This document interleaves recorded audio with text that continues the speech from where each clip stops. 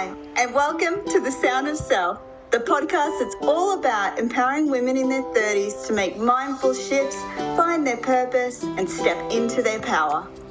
This podcast is not just about discussions, it's a movement. We're here to break through the barriers that hold women back from freely expressing themselves. The world needs your unique voice, and we're here to help you find it. So thank you for joining Jess and Erin on The Sound of Self. Let's unlock the power within and create a life that resonates with the true essence of you. Beautiful people, and welcome back to the Sound of Self podcast. So today we have a phenomenal human. His name is Mitchell Ryan, and he is a transformational voice coach and professional singer of 14 years. He helps creatives and entrepreneurs to find and unleash the voice to amplify their mission and find a voice that truly lands. So I'm really looking forward to this chat today, as you are also a voice activation coach, the same as me, Mitchell, and we've had a few chats about what the authentic voice means and what it means to help someone find that. So I'd love for you to elaborate on your version of that to begin with. Thank you. Thanks for having me on the podcast. It's great to be a part of it. And yeah, the voice space. The authentic voice is, to me, is the connection that we can create with our voice in alignment with our body. And quite often we'll hear people that speak from their mind, they speak from their head, and it sounds disjointed. It usually sounds quite thin and it's very reactive. And so this comes up in people as stutters. It comes up in simply rushing ourselves. It comes out in desperation. It comes out in the need to be heard. The authentic voice isn't concerned with being heard. The authentic voice has already been heard by us. Because the authentic voice craves to be heard by us first before it's actually sent to the world. Yeah, I love that. Super interesting how you talked about the voice being thinner when we speak from our head versus our heart, because I've definitely witnessed that with quite a few of my clients, is when we start to slow down and drop into speaking from our heart, or our womb, from women, because that's a lot of work that I do with women actually speaking from their womb and singing from their womb, how it's so much deeper. And why is that? I mean, obviously you're speaking from a deeper place in your body, but I suppose there's more behind that, right? Yeah, so in the work that I've done quite a lot of work with women, and the womb comes up a lot. And the key point with the deeper in the body that we go, the deeper resonance we become aware of. So most people have never actually felt their voice. They've never felt it running through their body. And when we become present to it, it will go down as far as the feet. That's so interesting. Yeah, because the vibrations are something that it's frequency, it's moving, and it moves the cells in the body. And so the womb space being the core of the void of creation, to be able to speak from this space or to sing from this space, to make sound from this space, is you are pulling energy from a creation center. And so your voice represents that creation energy. When it comes from the heart, it's a bit different. It's designed to connect. It's designed to really reach people on that heart level frequency. The womb doesn't really need to connect. It can when it runs in conjunction with the heart, but on its own, it is its own, it's its own energy. And so when women speak from this space and they unlock that womb space, they will start to speak with a deeper fire of a real deep knowing. that doesn't actually, it doesn't need to connect. It doesn't need to connect. However, what can often happen is when we express from this deep space, the tendency is to close the heart off because to include the heart in it is quite scary because it requires that deep creation energy with an openness of the heart as well. Yeah, and that's what I love about singing, because for me, singing is a really easy way to connect all of those three places of power, so throat, heart, and womb space, in a fun way that doesn't seem so scary. Because as soon as you start singing, people are really feeling that from the heart. It's a deeper resonance for me personally. This is why I use a lot of singing with my voice activation work.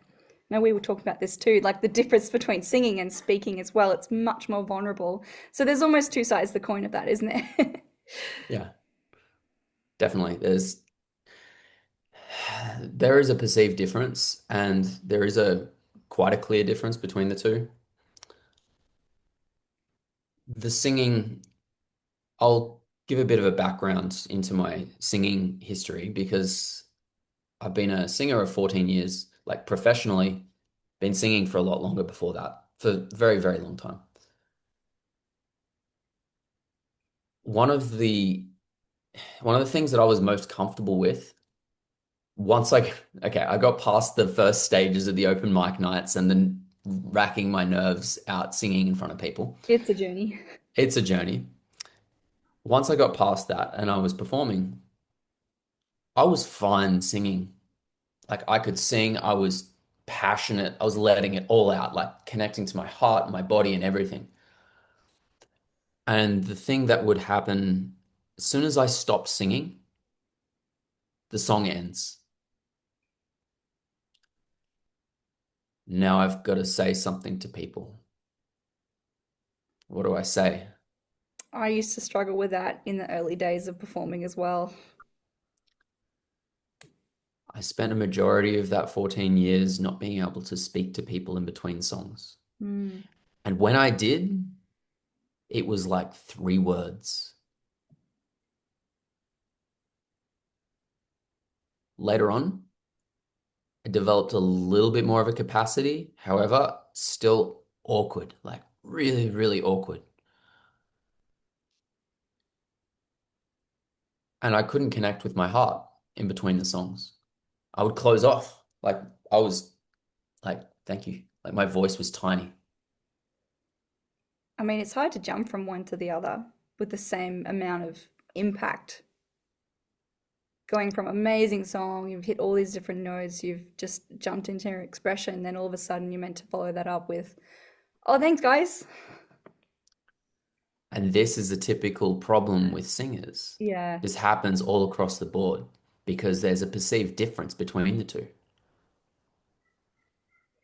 yeah, There's actually no difference between the two. mm, It's part of the same performance. It's part of the thing, but the singers only practice the singing part. yeah. In my voice activation program recently, I had a professional singer who was in the group working on public speaking because she was so comfortable in the arena of using her voice. But when it actually came to talking and standing in her authority, she really struggled with that because she was hiding behind this mask of how she was as a singer, based as how she was using her authentic voice. So, yeah, there's definitely something that is hard to pair. And how did you find it? You're saying you lost your voice in between the songs. How did you find it? So I found a clip of myself in, I think it was 2019. I've still got it there. I'm going to put it up on my socials Yes. of me doing my first real talking to camera video. I was a nervous wreck doing it. And I was like, this is the beginning of my coaching journey, essentially, of my work with the voice. And because I'd spent so long focusing on my singing voice, the big void was speaking, which is why in my work now, I just focus on I focus on speakers and I help speakers to find their artistic voice. Because when you bring that speaking voice out, that's the voice that people use every day. Mm. Yeah. And so bridging that was me learning. Like that was me learning how to speak with conviction and how to speak with a sense of creativity and bringing energy through my voice in the same way as I could with my singing voice. So singing was like here, speaking was here. So now I'm like bringing the speaking up, and interesting enough, my singing voice is coming up as well. Yeah, that's awesome. So, what was the reason that made you become a coach? You were singing for so long. Why did you choose to become a vocal coach in that different side of things? The let's say the too long don't read one was COVID happened. I couldn't play gigs. I liked playing in front of people. I ended up somehow or another going to a men's group thing every week, surrounded by coaches, and I thought I could do this. I actually really like this. This feeds into my inner curiosity around the mind and how psychology works and how the body works. And I did discover about emotional intelligence. I discovered about being aware of my body. And once I found that, I was like, so many things are coming undone with the voice. So the more that I tap in with this, oh, this is how to speak from the heart. Mm, This is what I was actually doing. I was doing it subconsciously or unconsciously. And I discovered that I can do it everywhere. And then I noticed that other people around me weren't doing that. yeah, Other people around me didn't have that awareness either. And I was like, this is this is something that is not really spoken about. And the the part that got me was when I was doing this initially, I did singing teaching for a while. And all of these people who were speakers were like, "Oh, I want to learn to sing." And when I would ask them like, "Why do you want to learn to sing?" So I can improve my speaking voice. mm. I get that a lot with my clients. Yeah. And I was like, "Well, do you actually want to learn to sing or do you want to learn to speak better? Because if we want to learn to speak better, let's go deeper. Let's go beneath the surface and work out the reason why you don't sing in the first place. Because singing is a natural thing. It's a natural thing that we're born to do. And so if we're not if a person isn't singing naturally, if your audience members, if if you're not singing naturally, there's something within you that is not allowing you to feel comfortable and to, yeah, feel comfortable expressing. You don't feel comfortable expressing. Maybe someone told you something when you were younger. Maybe you were told that you were better to be seen or not and not heard. That's a big one. Maybe, yeah, I know, right? And what was the other one? If you don't have anything nice to say, don't say anything at all. Sometimes the things and the sounds that we want to make are not nice. We perceive that they're not nice. And so we cut off half of our expression. Exactly. That's a big one. I find so many women, they come to me and they're scared to make ugly noises and they're scared to actually let it out in a safe place. And a lot of it is suppressed anger, particularly with women, I find. I don't know about your experience, but I'd be interested to hear about it.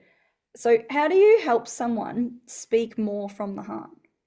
What's the process that you do? What could something you could give today, I suppose, if someone's listening to this and go, I want to speak more from my heart, I want to release that expression. How do they do it? The obvious answer is to just start doing it. The not so obvious answer is to find someone around you who you trust. It could be someone like Erin, or it could be someone like myself. It could be a close friend or a family member, or someone that you really trust. Tell them that you have some things that you want to express, some things that you've never told anyone, and you don't want them to do anything about it. You simply want them to listen and receive it. When you've been received in all of these things that you haven't spoken up about for a long time, and that person doesn't try to fix you and doesn't react, the nervous system recreates and restructures itself to feel what safety feels like. Mm. So it's safe to feel this thing. It's safe to express this thing that's been hidden for so long. Yeah, I love that. Just adding to the safety with the layers each time. You feel a little bit safer, so you go a little bit deeper each time you practice that, right? Yeah. So, what's one of the hardest conversations that you've ever had? If you've had to really overcome that and work on your nervous system. So the first one that came to mind is when was this? About 3 years ago now. So a bit of a backstory. Been with, I've been with, so my past partners have been the ones leading the relationship. So, and what would happen is I'd become like I'm a recovering nice guy. Recovering people pleaser. Yep. Yeah, A few of those exactly. in our tribe. Uh-huh. Yeah, recovering nice guy. And coming into the new age space didn't really help too much because it's kind of celebrated to be really nice and friendly and positive and all of that. Throughout my life, I've always been the one to be broken up with. Someone else always ends the relationship. And it's purely because I was too nice. Like Mm, it was nice to the point of smothering, to the point of depolarizing, to the point that I would lose who I was. I would willingly throw away who I was in order to be in the relationship. I'm I would sure a say lot yes of to everything. people would relate to that. Yeah. And my last relationship was, she was more into me than I was into her. And I was pulling away. I was doing the anxious avoidant thing. And it took me about 2 years to make the decision. I was at a men's retreat, massive like release of energy, big breath work session. And I was like, I can't keep this going. And so the next night, the morning after, it was time to break the news. That meant to shatter every illusion that I'd created. Wow. Every time that I had said a half truth,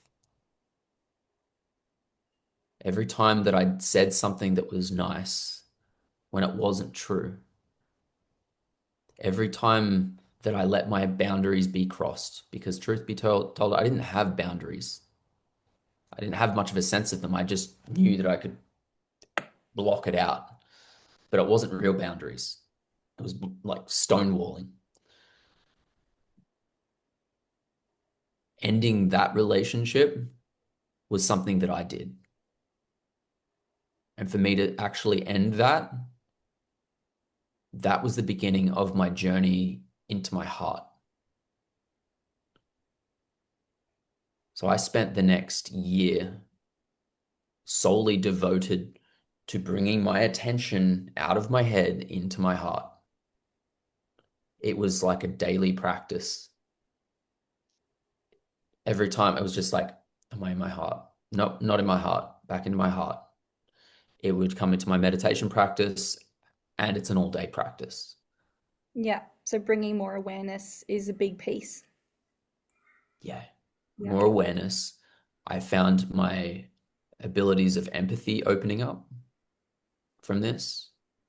This was from me ending this thing, and I started to discover more about feeling in my body. I realized that if I was able to connect with my body, that I could feel what other people are feeling. And the problem with that is once we feel what other people are feeling, there can also be no boundaries. Yes, I've How do we definitely just say? experienced Yeah, that one. As an energy healer, you tend to take on people's energies when you're not even aware of it, and then suddenly subconsciously, I'm like, why am I so pissed off right now? Is that even my energy? Oh, it's someone else near me. And I think a lot of women do that as well because we are quite empathetic, or we start that way. So interesting though, and such a beautiful way to find your voice, your heart voice, not your head voice. yeah. And from that point of learning that I could take on board other people's energies, then came the discovery of like, this is actually a tool for my expression. Mm. And it's not any of my business to actually feel what other people are feeling, unless maybe I'm in a session with someone, very intentional. Outside of that, it's again, it's my energy that I'm bringing to the world.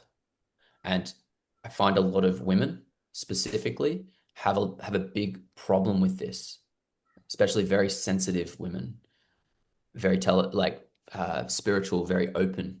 Yeah. And it's spoken about as a virtue of I'm really sensitive. And mostly it's kind of an excuse because you want to help people. You It want to can be an feel what other excuse to have people, leaky energy, huh? that's for sure. It can be an excuse to have leaky energy. Yeah, because it requires having boundaries. Yeah. Like it's an amazing gift and it's also like the Achilles heel. Yeah, so I suppose it's where do you find that point of balance, hey? Where do you find the Yeah, point where you can feel things, you can receive it, but then you can also understand what your energy is and when you need to be wary of reacting rather than responding to something. constant awareness back into the self. Yes. The mind will not sort it out. The mind doesn't have the answers. The mind's a little bit of a trickster, I find. The mind is for working things out. And if there's a looping thought going on, there's a feeling in the body that hasn't been felt. Oh, I love that. That's a really good one. Can you repeat that? Just one more time. If there's a looping thought in the brain, so if there's a looping thought in the brain, there's an unfelt emotion in the body. Yeah. Unfelt emotion in the body. And that is where expression comes to play. Hey, we So just figured it out. yeah, and so this is where the work really starts with the voice. As we start to express from the body and those, let's say we have a looping thought, that looping thought has a location. Yes. And if we can find that location, if we are present with it, we can find that location and we can give that location a voice. So let's say someone has the thought of, I'm a bad singer. Where would they go with that? They keep thinking, I can't do this, I'm a bad singer. Oh, I'd love to be able to do that. I'd love to be able to go and sing at a karaoke bar, but I'm a bad singer. No one would want to hear me sing. Where would that come from? What would they do?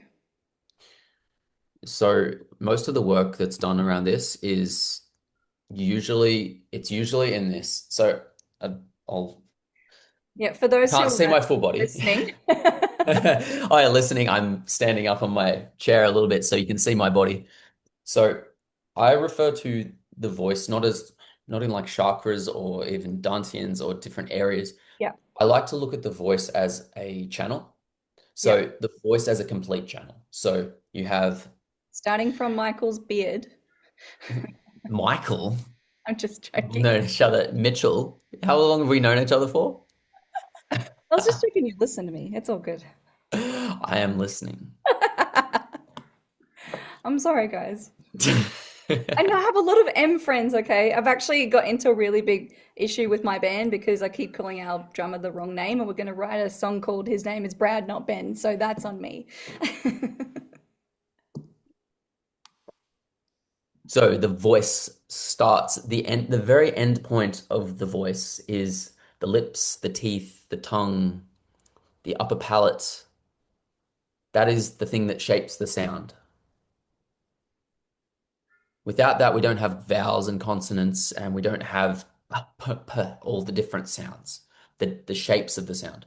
If we didn't, we'd be monotoning and it would not be fun. Well, you can make melody without those areas. So this is Yeah. something to note. So it's the shape at the end. Mm. The melody is created within. So firstly, you've got the openness of the throat. That's the next part of the channel. So that requires, it needs to be open. If there's any tightness in the throat, then that's going to create restriction. If there's any belief that I shouldn't sing, this is usually the first part that goes. It's Oh, yeah. usually in here. It like tightens up. And so that's the first point to note. From there, we have, I mean, in a chakra system, there's like the thymus, which is like the upper heart. That is a quite a powerful position there. We don't usually focus on that unless it's more advanced stuff. The heart, that is part of the channel. So if I go to express anger and the heart isn't included in it, the fire just burns. Mm. If my heart is in that expression, that is what we call passion. Take the heart away, we block it off, it's stoned off. We just get boiling hot fire, and Rage. it just hurts people Mm. because we're hurting ourselves by not being open. From here, we have this area where the diaphragm is, also the solar plexus, the fire center. Yeah.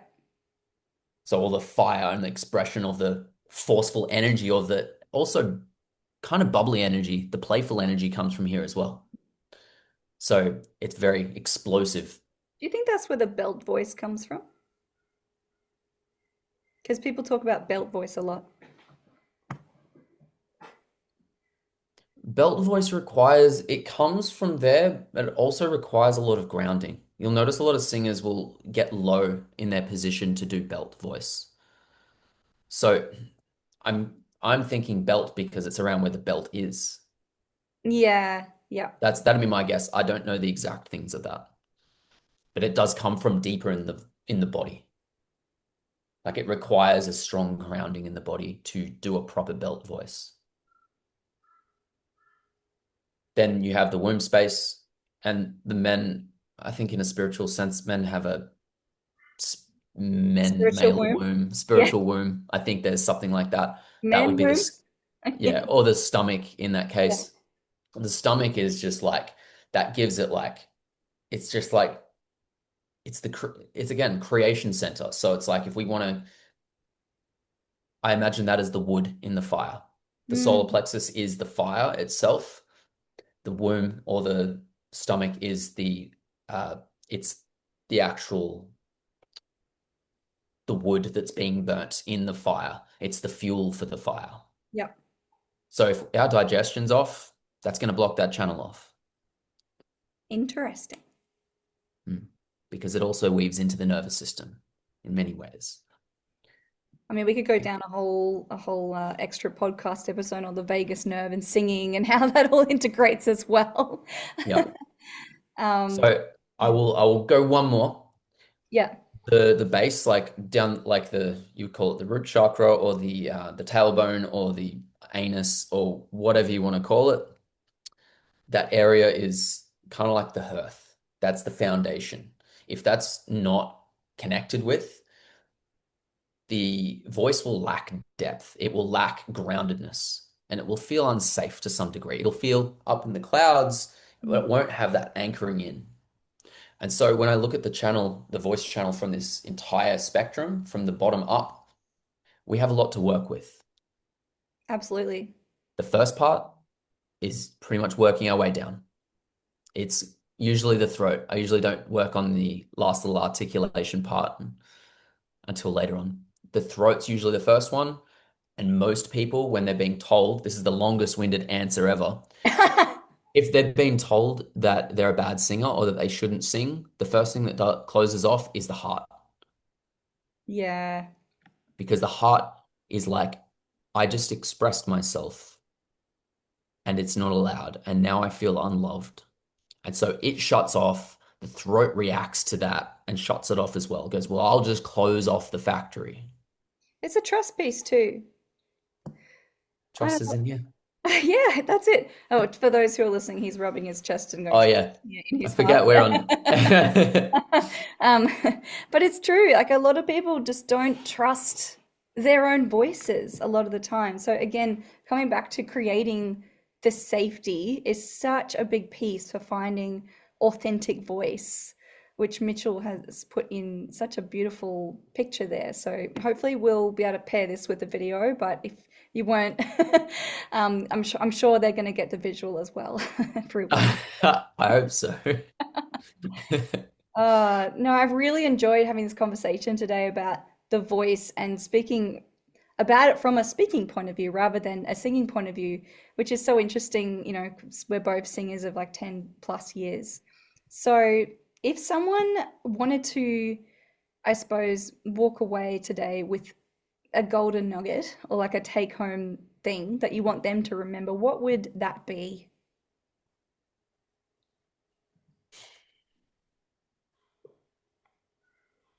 What's the name of this podcast? The sound of self. The Sound of Self. Essentially, the sound of yourself is within your heart center. All the other parts are somewhat irrelevant if you don't have access to this area. So, if you want to connect with your voice, start tapping into this space, into your heart, and start listening. It will tell you everything that you need to know if you listen closely enough. Beautiful answer. Thank you so much, Mitchell. Thank you so much for joining us today. It's been a pleasure. And of course, if anyone wants to work with Mitchell, I'll pop all of his details below so you can go deeper with your voice. Self-compassion. Thank you for tuning in to The Sound of Self. We hope today's episode inspired you with new insights and reflections. If you enjoyed our conversation or found it helpful, consider sharing it with a friend or leaving us a review. Help us reach more people like you on their self-discovery journey.